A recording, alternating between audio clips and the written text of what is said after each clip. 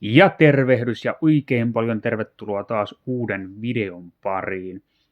Tällä videolla käydään hiukan läpi näitä Legon linna- ja ritarisarjoja, joita on ollutkin sitten aika monta aikojen saatossa.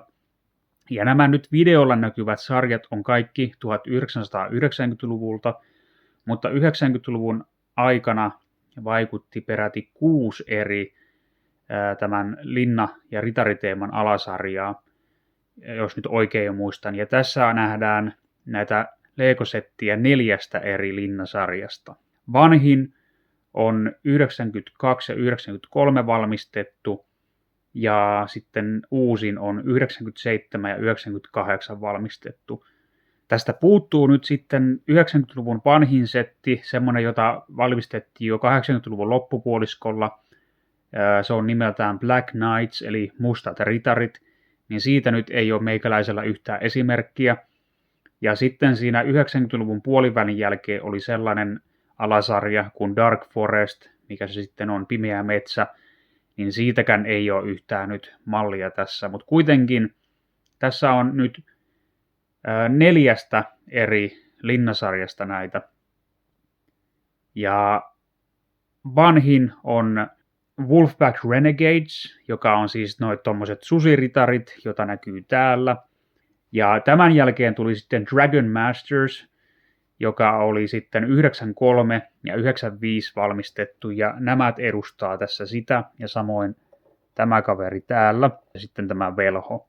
Ja sen perään tuli sitten Royal Knights, eli kuninkaalliset ritarit, niin ne tunnistaa näistä leijona kilvistä ja lipuista, eli siihen kuului sitten tämä linnake ja kuninkaan vaunut. Sitten hypätään sen yhden sarjan ylitte ja tullaan näihin, jotka oli Fright Nights, 97 ja 98 valmistettu sarja.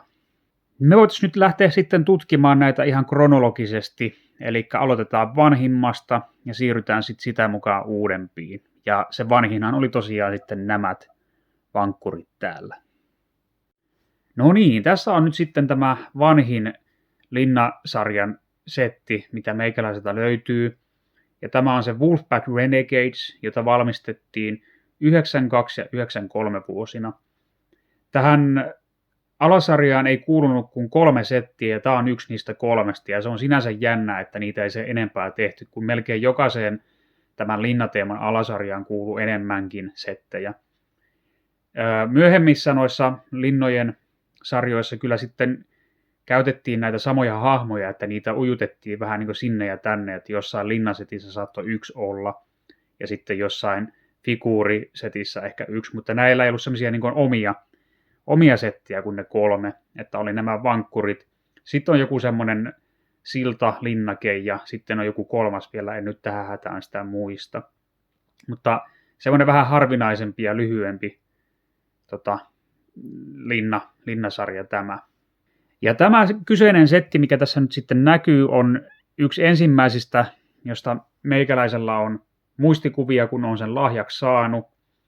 Että tämä on semmoinen niin kuin itselle tosi tärkeä setti senkin takia, kun oikeasti muistaa sen, että koska tämän on ensimmäisen kerran koonnut, niin tällä on semmoinen paikka kyllä omassa sydämessä. Ja etenkin myös näillä niin sanotuilla ketturitareilla, nämä on tosi sympaattisia hahmoja, vaikka nämähän on käytännössä siis maantierosvoja, mutta kuitenkin hieno setti. Ja tähän settiin sisältyy siis nämä 2 figuuria, toisella on silmälappu ja toisella on tuommoiset muhkeet viikset, niin kuin näkee, niin kuluneita hahmoja, tuokin on rikki tuo huppu tuossa, ja näissä on molemmissa huomattavasti kulumaa, että nämä torsot on haljennut ja näin, ja kilvi on kulunut, mutta tämä on ollut tärkeä setti kyllä aikanaan.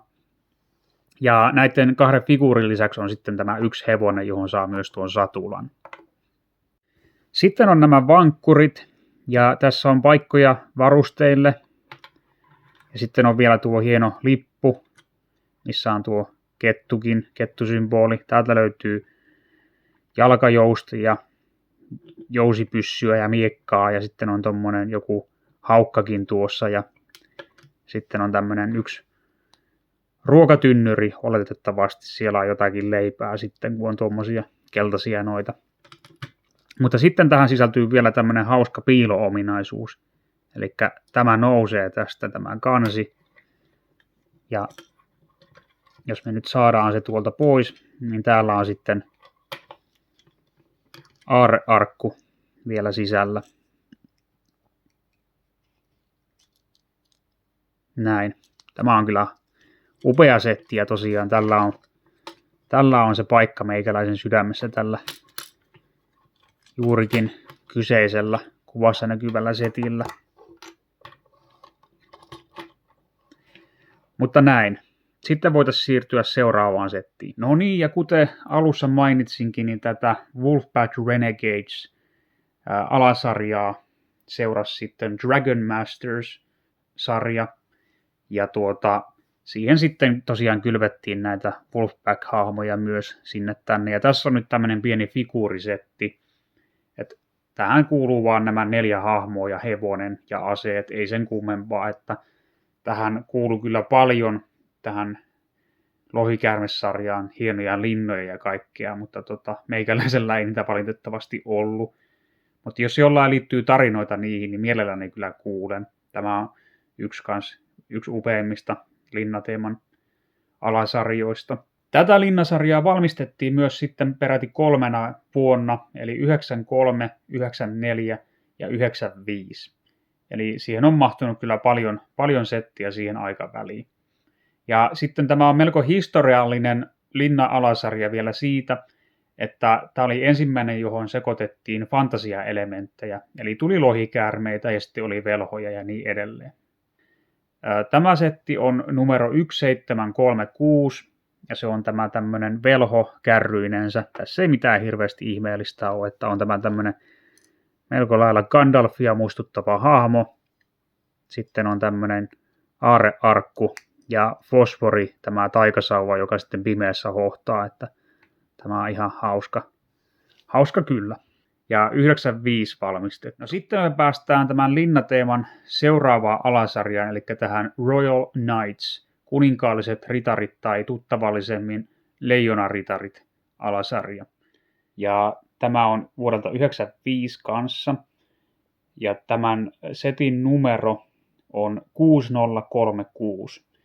Tähän kuuluu 1 hahmo ja sitten tosiaan tämä tämmöinen minilinna, jossa näkyy olevan jonkin sortin aarre tuolla tunnelin päässä, mutta sitten tässä on tämmöinen pikku jippo, että sinne kun lähtee kutsumaton vieras sisälle, niin tuolta sieltä tulee luuranko. Eli periaatteessa 2 hahmoa sisältävä setti kyseessä.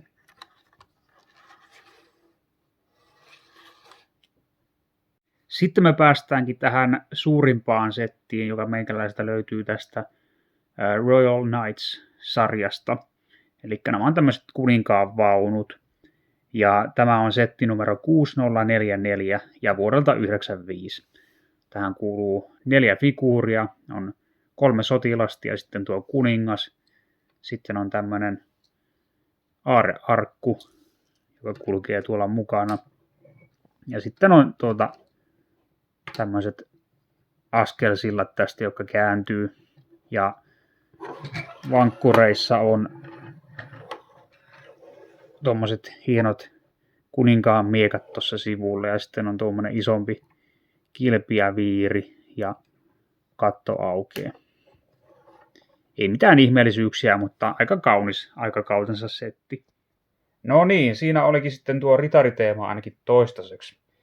Seuraavaksi hypätään sitten tähän piraattiteemaan, eli näistä luvassa sitten varmaan parikin videoa, kun setit on hiukan isompia. Mutta kiitoksia taas katselusta ja nähdään sitten ensi kerralla näissä Karibianmeren tunnelmissa.